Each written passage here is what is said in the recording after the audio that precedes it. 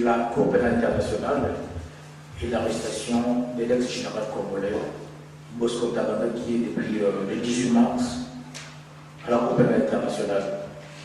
Et pour ça, nous avons voulu faire venir des personnalités congolaises qui connaissent bien le sujet pour essayer d'apporter 2 ou 3 éléments sur ce que nous avons déjà appris. Donc, nous aurons comme intervenant Maître Amouli Reti, comme vous avez vu dans l'invitation qui vous a été adressée. C'est un avocat qui a travaillé sur le tribunal pénal international pour le Rwanda. C'est un avocat ici et qui connaît bien le dossier. Et encore surtout, il est de l'Est de la RDC, qui maîtrise très bien les questions de sécurité et qui a une expérience à apporter. Je disais, nous avons fait venir Maître Amouli Reti, qui connaît bien le dossier. Et à côté de Maître Amouli, nous avons Armand Mavinga, qui est à la fois poète, qui est homme de l'Église, mais qui est surtout un des grands acteurs de la société civile congolaise, qui depuis très longtemps parlait de l'arrestation de Ntaganda, de tous ceux qui sont un peu la terreur dans l'Est de la RDC. Armand, soyez le bienvenu, merci surtout. Et enfin, nous avons voulu, pour des raisons beaucoup plus stratégiques, inviter le professeur Moïse Chiépé, comme vous le savez. C'est un responsable universitaire de l'école de la géopolitique stratégique de l'Université de Nancy. Bon, nous avons pensé qu'il aura quand même quelque chose à nous dire. Armand va dire la parole. Merci. Ok. Merci pour la parole. Je voudrais dire que c'est vraiment un honneur pour moi de m'adresser aux éminents acteurs de la presse que vous êtes. Et aussi, je remercie les amis de l'ACPA de m'avoir invité pour venir intervenir sur des thèmes. Quels enjeux pour la région du Grand Lac après l'arrestation de Bosco Ntaganda et ce transfert à la CPI? Moi, j'aborderai les aspects sur le plan l'angle sociologique et politique, sur le plan de grands enjeux, et je laisserai les aspects tout à fait juridiques concernant la CPI à Maître Reti, qui est aussi un ancien président de l'association des avocats du tribunal pénal de Rwanda, donc il a s'exercé dans la matière juridique. Et donc, en ce qui concerne les enjeux de l'arrestation de Bosco Ntaganda, je voudrais d'abord souligner qu'en fait, nous, au niveau de la coalition pour le changement en République démocratique du Congo, qui a été lancée depuis le 26 octobre 2012, nous nous attelons à préparer un véritable changement sur le plan global, non seulement un changement d'homme, mais vraiment un changement de système, pour qu'il y ait véritablement une nouvelle et vraie République démocratique du Congo. Parce que la République démocratique du Congo est attendue au niveau africain comme au niveau international, de par sa centralité et sa position géostratégique. Donc nous, en tant que coalition pour le changement en République démocratique du Congo, je me situerai sur le plan d'enjeux et en prenant les enjeux qui concernent le changement tant attendu au Congo et dans la région de Grand Lac. Et de prime abord, nous voyons qu'il y a une nouvelle approche qui se met en place. Depuis qu'il y a eu le sommet de la francophonie en octobre 2012 à Kinshasa, avec la participation du président François Hollande, qui avait pris une position ferme concernant l'intangibilité des frontières de la République démocratique du Congo, et qui avait déclaré haut et fort que ce qui s'est passé au Congo était inacceptable. Et donc, au niveau de la communauté internationale, il y a eu donc une véritable prise de conscience qui a commencé à faire du chemin depuis la rencontre du mois d'octobre. Et cette rencontre du mois d'octobre nous amènera au mois de février, le 24 février, à la signature de l'accord cadre, l'accord cadre qui a été signé donc, au mois de février, le 24 février, Et la signature de l'accord 4 nous amène à réduire marge de manœuvre petit à petit du mouvement M23, et la réduction de marge de manœuvre de M23 et qui mettait directement mal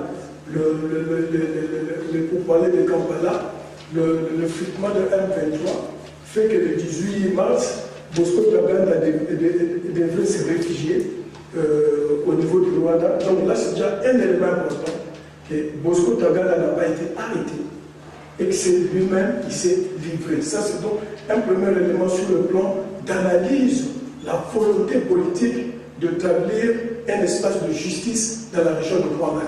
Parce que s'il fallait établir un espace de justice, je pense que depuis 2006 que Bosco Ntaganda était recherché, les autorités du Congo, en collaboration avec celles du Rwanda ou du Burundi, devraient se mobiliser pour le transférer, ce qui n'a pas été fait.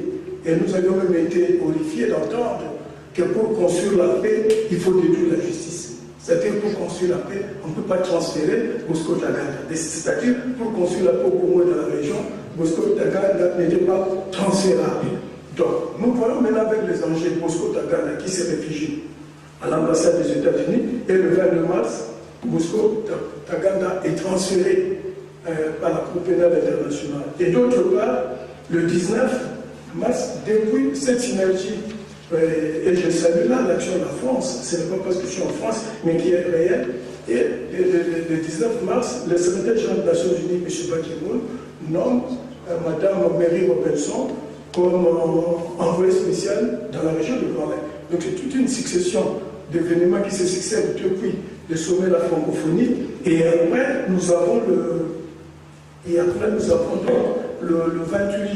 28 mars, la résolution qui a été adoptée pour la création de la force d'intervention au cadre de la MONUSCO. Donc nous voyons, il y a depuis un certain temps une nouvelle approche qui se met en place, qui a été notamment impulsée par les États-Unis, suivie aussi par les États-Unis, la France et par les États d'Amérique, et notamment les États-Unis, qui se sont vraiment investis pour que Bosco Ntaganda soit donc transféré. Donc là, c'est sur le plan pour montrer un peu le cadre, comment les choses sont en train d'évoluer. Mais le premier enjeu, parce qu'il s'agit de l'enjeu, le premier enjeu que j'ai identifié, c'est le nouveau mercenariat africain. Au sortir des indépendances, la plupart des cas où il y avait des conflits, on utilisait des mercenaires étrangers, non africains. Mais maintenant, il y a un nouvel, et surtout notamment avec l'approche de l'AFDEL en 1996, il y a ce qu'on appelle le nouveau mercenariat africain. C'est-à-dire qu'il ne faut plus aller loin. On utilise les gens, les rebelles, les militaires des pays voisins, des rébellions voisines, pour venir vous servir pour que vous puissiez atteindre vos objectifs. D'où nous verrons, dans le cadre de ce nouveau mercenariat, où on utilise maintenant les mercenaires africains et non plus les mercenaires européens ou asiatiques ou que sais-je encore. Donc, l'AFDEL, l'Alliance de force pour l'Alliance de force démocratique pour la libération du Congo, ils vont utiliser des mercenaires rwandais. Et ce n'était pas étonnant qu'un mercenaire rwandais devienne chef d'état-major, mais ça en fait un mercenaire, et qui est utilisé pour une cause pour renverser le régime de M. Mobutu. Et automatiquement, avec ce système de mercenariat africain, ces mercenaires africains qui sont intégrés dans les forces armées, soit dans des rébellions, agissent automatiquement comme de militaires du pays assisté ou du groupe qui est assisté. C'est ce qui fait qu'automatiquement, un certain nombre de mercenaires rwandais qui intervenaient dans le cadre de l'AFDEL sont devenus automatiquement des Congolais. C'est le cas par exemple de Bosco Ntaganda, qui est né au Rwanda, qui a servi dans le FPR, le Front patriotique rwandais, qui vient sous la compte de l'AFDEL, qui va travailler avec le Bama. Donc il entre de facto dans le cadre du nouveau mercenariat africain. Et de facto, il devient Congolais. La question ne se pose pas. On lui donne le grade, il devient jusqu'à tel même le grade du général. Donc ce phénomène de mercenariat africain a comme rôle c'est créer du désordre, un certain désordre sur le plan d'organisation des forces armées et des forces de sécurité. Et la République démocratique du Congo en paye un véritable, il en paye vraiment le frais. Et donc c'est dans le cadre donc, de de ce nouveau mercenariat africain, que par-ci par-là, nous voyons des États voisins ou autres aller à la rescousse d'un État, et nous voyons même que certaines sécurités présidentielles être encadrées par de véritables mercenaires. Pourquoi? Parce que dans le cas de ce mercenariat africain, le mercenariat l'emporte sur la véritable coopération militaire sur une base juste, juridique et fraternelle. Ce n'est pas une coopération militaire fraternelle juste sur une base du droit, mais c'est le mercenariat, les intérêts. Et le système du monde aidant, ceux qui ont la facilité d'accéder, veulent accéder facilement aux ressources stratégiques du Congo ou de la région, ils ont là un système facile de mercenariat africain qui facilite les choses. Et quelles sont les conséquences de cette première rangée de mercenariat? Première des choses, il y a conflit d'intérêts. Il y a des mercenaires africains qui sont dans la même armée ou dans la même milice rébellion avec les militaires congolais. Ces mercenaires sont mieux payés que les Congolais. Et les Congolais qui agissent avec eux sont sous-payés, voire même pas payés. Et ce qui pose donc un problème un véritable problème d'organisation. Donc il y a ce premier problème, il y a un conflit d'intérêts. Et quand le mercenaire vient sur le terrain et qu'il s'arrose un certain nombre d'intérêts, c'est la conséquence. Quand il y a des intérêts, le mercenaire ne veut plus relâcher. Et automatiquement, avec ce système de mercenariat africain, on se retrouve avec des armées infiltrées. Parce que le mercenaire est dedans, il a pris automatiquement la nationalité, la promotion, il est au cœur du système, et automatiquement, on a plus tendance à favoriser le mercenaire pour la protection du pouvoir, plutôt que le véritable militaire du pays. Ça sont des conséquences. Et le mercenariat aussi fait en sorte qu'il y a un affaiblissement non seulement du pays, mais en revanche aussi, c'est aussi un danger pour les pays qui donnent de mercenaires. Parce que quelque part, ces mercenaires étant partis, ils peuvent toujours se renforcer dans le pays où ils sont pour retourner et aller aussi renverser le régime qui les avait envoyés. Donc il y a un certain désordre qui se crée dans la région sur le plan du mercenariat africain.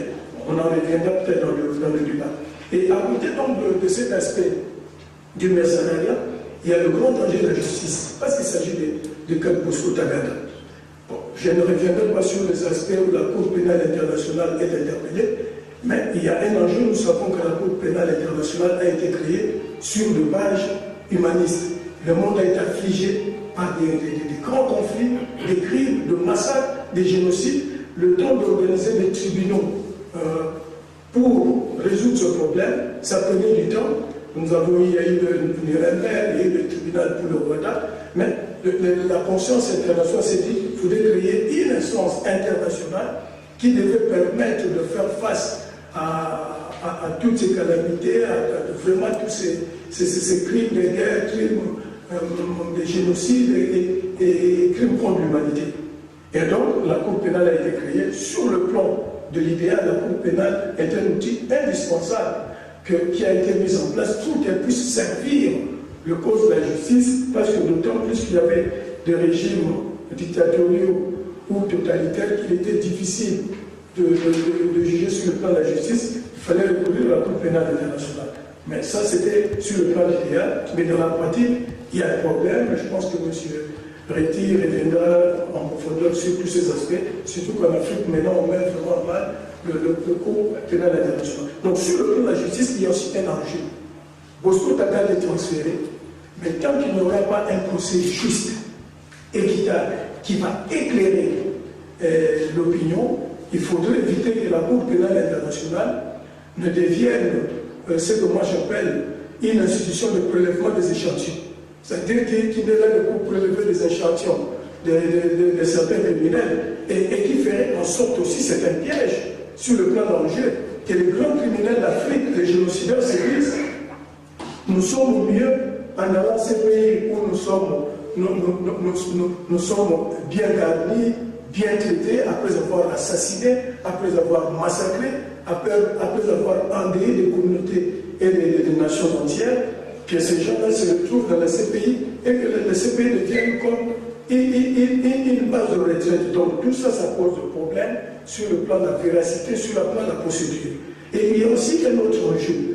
Mais quel est le véritable enjeu? C'est-à-dire, le transfert de Bosco Ntaganda est un signe important.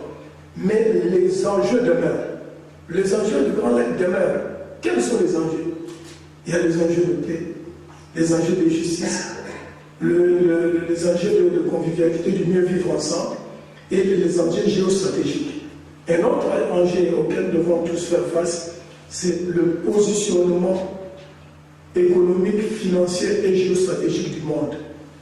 La République démocratique du Congo et la région de Grand Lac constituent pour le monde vraiment un secteur très stratégique d'approvisionnement aux nouvelles ressources qui permettent de construire le nouveau monde. Parce que comme vous le savez, nous sommes en pleine construction d'un nouveau monde où il y a un problème de survie pour les anciennes puissances traditionnelles et où il y a aussi un problème d'émergence pour les nouvelles puissances. Et il faudrait que l'Afrique maintenant puisse trouver quelle est la même formule qu'il faut dans ce monde de la mondialisation où les intérêts des uns et des autres sont tout à fait valables. C'est tout à fait valable que les anciennes et les puissances traditionnelles cherchent à rester puissances traditionnelles, c'est tout à fait logique. Personne n'accepterait de dire, bon, il faut que je disparaisse au profit des autres. Et de la même manière aussi, les autres puissances émergentes, on ne peut pas les empêcher d'émerger. Mais le point de convergence devient l'accès aux ressources de l'Afrique. Et dans ce positionnement-là, l'enjeu demeure. Bosco Ntaganda est transféré, mais l'enjeu économique, financier et géostratégique demeure. Et nous pensons qu'il y a un autre enjeu par rapport à cet enjeu-là. C'est l'enjeu des visions politiques justes et des modèles de développement justes et équilibrés. Donc l'Afrique, notamment la République du Congo et les pays de la région de Grand Lac, doivent développer des modèles de vision justes sur le plan politique et avoir aussi des modèles justes et équilibrés de développement. Parce que dès lors qu'il y a deux modèles, le modèle des puissances traditionnelles, il y a les modèles des émergents, il faudrait que l'Afrique trouve des modèles. Mais nous pensons que le Congo, la région de Grand Lac et en général l'Afrique, ils doivent aller trouver des nouveaux modèles justes et équilibrés dans le secteur de la culture, de l'éducation et de la recherche. Ça, c'est un enjeu. Et un autre enjeu, c'est l'enjeu comment restructurer la coopération, le mieux vivre ensemble au Congo et dans la région de Grand Lac. Nous pensons que la meilleure façon de concevoir l'organisation de la région de Grand Lac doit se fonder sur une République démocratique du Congo unie, forte, juste, prospère, qui doit être le fer de lance, de par sa centralité et de par le fait que la République du Congo partage ses frontières avec 9 pays. Il faut que la République démocratique du Congo soit au cœur de toute la stratégie pour lancer la région et pour lancer la paix, la justice et le vivre ensemble dans la région. Et nous saisissons cette occasion pour mettre en garde tous les pays de la région qui pensent que la balkanisation du Congo pourrait les servir. Je pense que c'est faux. La balkanisation du Congo ne pourra servir aucun pays d'Afrique centrale.